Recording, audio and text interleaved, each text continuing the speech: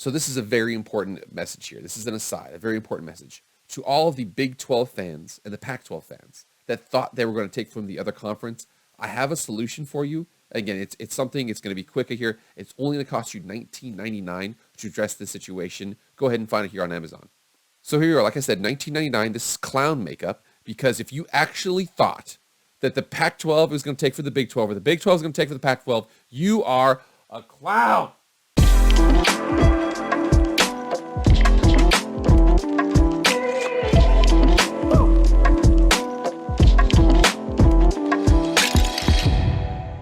What is up, everybody? It is Jake with Master of Football, back at it again. Happy Thursday. Thank you so much for being here.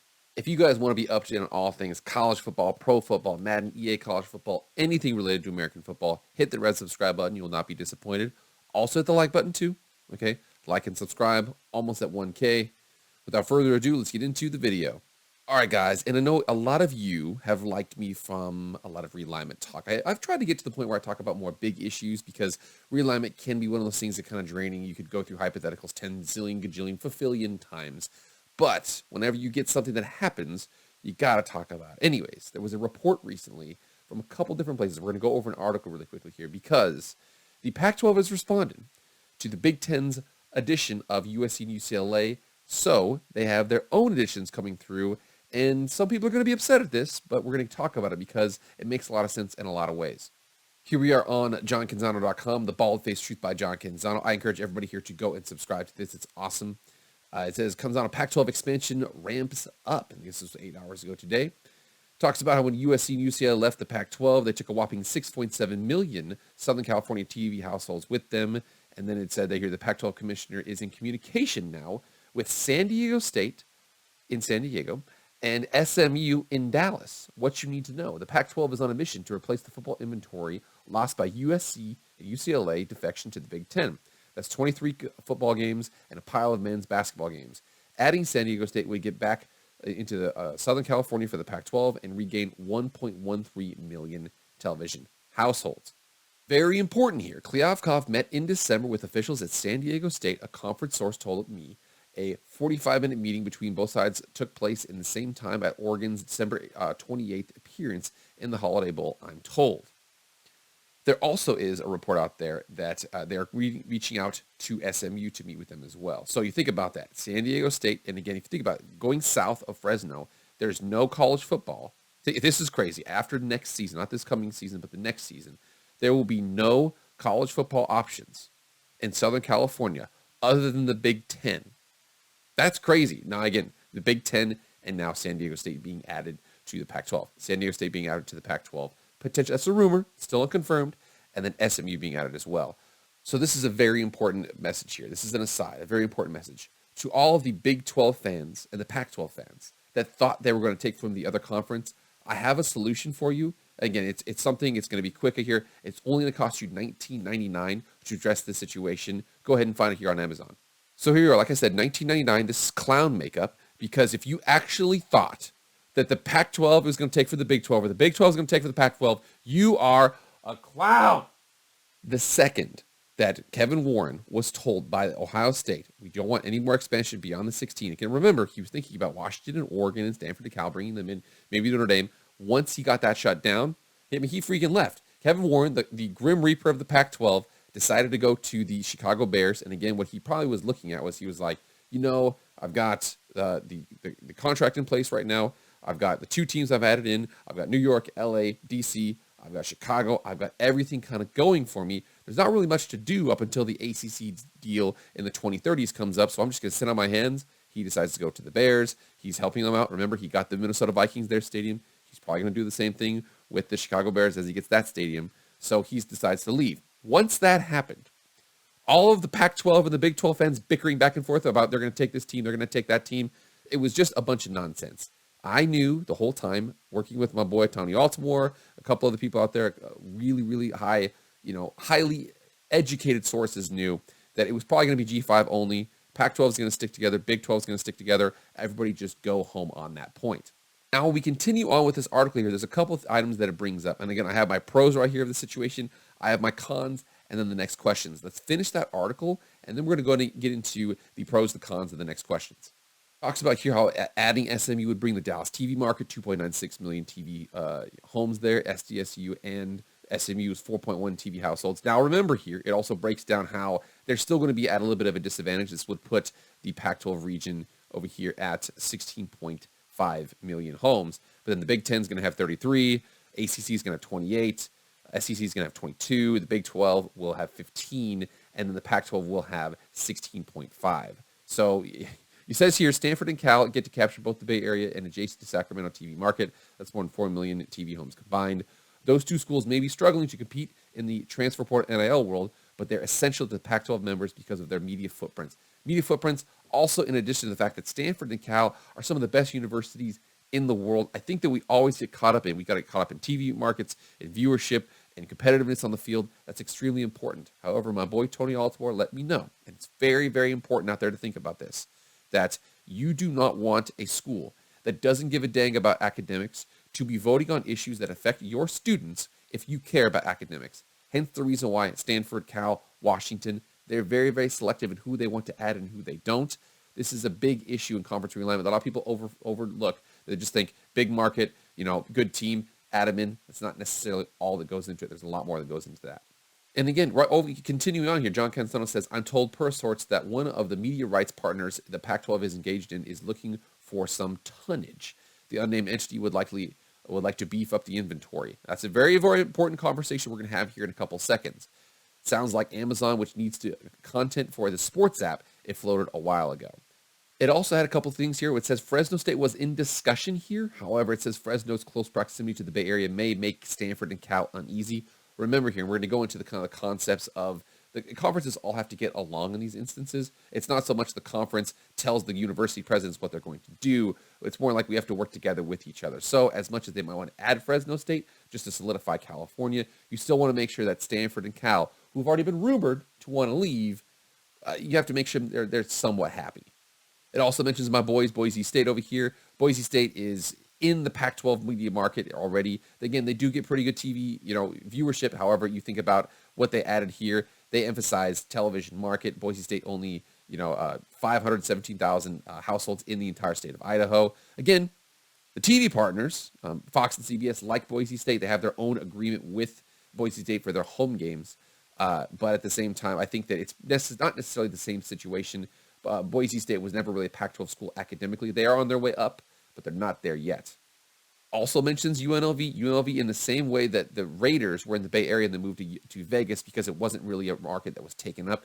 UNLV operates kind of the same way. However, it also says here that the Pac-12 doesn't necessarily view UNLV, Fresno State, and Boise State as academic peers. Now, they feel that way about SMU and San Diego State, which is why they were added in. So that's the news right there, what's kind of going on, what they were kind of going through, what their thought process was. And again, I have this right here. There's several things about this that are going on because I think a lot of people think, oh, this is purely negative. No, it's not. Shut your mouth, okay? Let's talk about the pros, the cons, and then the next questions from the situation.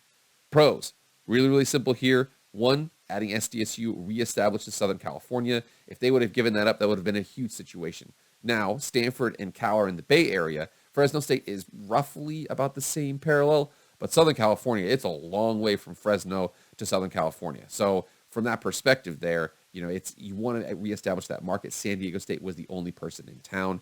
Also, San Diego State invests heavily into their football program. Snapdragon Stadium, they just added it in, is at 35,000 fans now, could probably expand to 55,000 fans. Solid place close to Southern California. Also, with SMU, another easy thing here is it's an easy integration to add them in. They're in Dallas. The cool thing about this, and the great thing about the Pac-12, is that it's really, really easy integration for the rest of the schools to fly to and from each other. There's no weird, awkward, small, markets that they have to fly in and out of. The only one being probably Washington State. You go to Spokane, and then you fly out from there. But for the most part, Dallas flies directly to Spokane, Seattle, Bay Area, Portland, Denver, Salt Lake City, Phoenix, and now also to San Diego if you need to. Another thing that happens here is it gets you back to 12 teams. I think that the Big 12, when they were at 10 teams, was a prime example of 10 not being a safe number. You don't want to get there. You don't want 2 to leave and have the 8 be scrambling. They're going to absorb into the American. You remember that whole situation? It was all hubbub about a bunch of crap. Getting to 12 is a safe number for now. I suspect, this is a future thing, that if the Big 10 gets to 18 or beyond that, or the SEC gets to 18, that staying at 12 won't be satisfactory for the media markets, but that's a future conversation. Right now, 12 a lot safer than 10. Another thing here does it satisfies some of the academic requirements. So SMU, solid institution. San Diego State, solid institution. Remember, that's very important for the Pac-12. Again, I keep on reiterating this. If you're Stanford, you're Cal, and you're Washington, you want somebody who cares about academics voting on issues that impact your students, because you don't want a school that doesn't give a dang about academics voting on issues that affect your students if you do care about academics. Very important situation there. And then another thing here, and this is, I'm telling you right now, if you say this, you are an absolute mouth breather. Just shut up and get out of my comments. Go away. I really don't want to talk to you. But if you say, oh my God, they don't provide any value. First of all, dummy, if that was true, the Big Ten would have never added Rutgers and Maryland. Never would have. So if you're dumb, you would say that.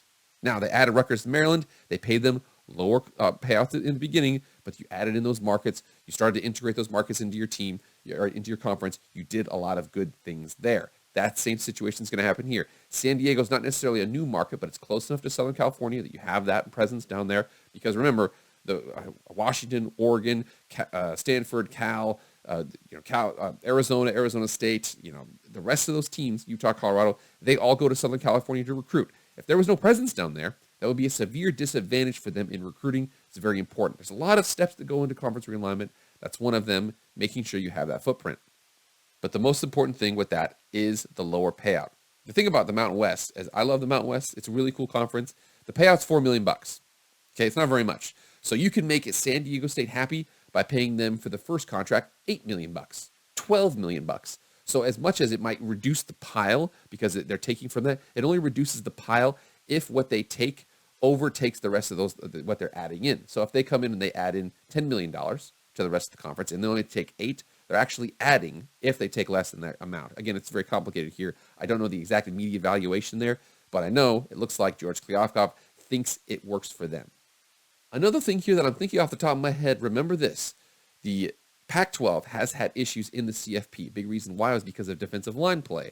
In California versus Texas, there's a lot more 4- and 5-star defensive linemen in Texas versus in California. California's got plenty of quarterbacks. I already made a video about the fact that Pac-12 quarterback play is going to be off the charts this next year. It's going to be awesome. Up front defensively, they have some issues. Dallas-Fort Worth area, lots of good defensive linemen in there. Now, Washington, Oregon, Stanford, Utah, going to be recruiting more of those guys potentially out there. It's a smaller one, but it's something to consider.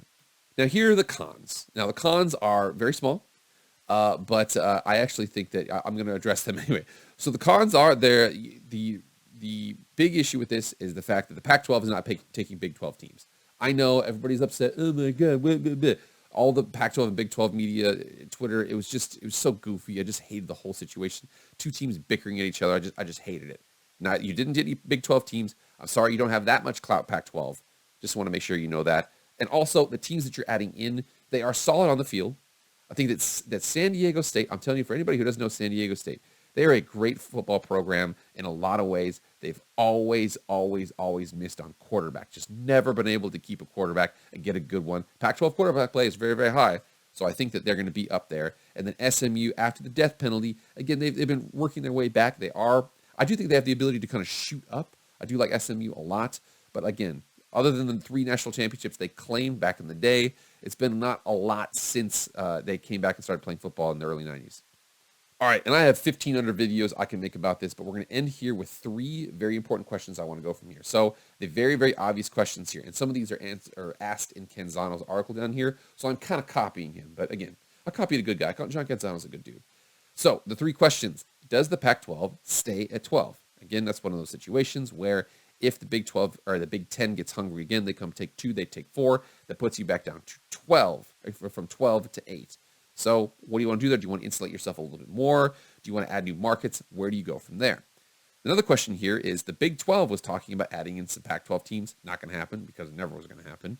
Do they add more than 12? Because the Big 12 is at 12 now. Again, with Texas and Oklahoma, they're going to be at 14 this next year. So 14, they're going to be back down to 12 in the next year. What do they do from there? We really don't know from there.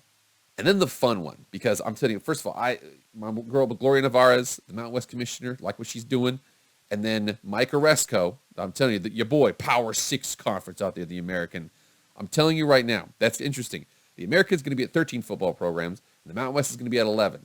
Do they want to get to even? What do they want to do there? That's a very interesting perspective. I also think it's kind of funny that I could potentially see the same bickering between the Pac-12 and the Big 12 happening between the Mountain West and the American. Is the American going to pull from the Mountain West? Is the Mountain West going to pull from the American? It's the same situation. I don't think either is going to be able to do it, but you watch. Maybe not as bitter as the Pac-12 and the Big 12 was on Twitter, but I'm betting that it's probably going to happen, man. Again, lots of things to go over here. SMU San Diego State, it should have happened for the longest time. A lot of people have been naming those teams specifically. It looks like it's going to happen. We don't know if it's going to happen, but get in the comments right now. Let me know what you think about this whole situation. First of all, if you're a Big 12 or a Pac-12 fan and you're really bitter, just get out. Or actually comment because it actually helps out the algorithm. But anyways, get in the comments right now. Tell me what you think about this whole situation. Try to answer those 3 questions. Does the Pac-12 stay at 12? Does the Big 12 stay at 12? What does the American do? What does the Mountain West do? Get in the comments right now and let me know. All right, guys, that's it. Thank you so much for being here. Please like, share, comment, subscribe. Do all that stuff. I appreciate it. That's it from me, guys. I'll see you guys later. I am out.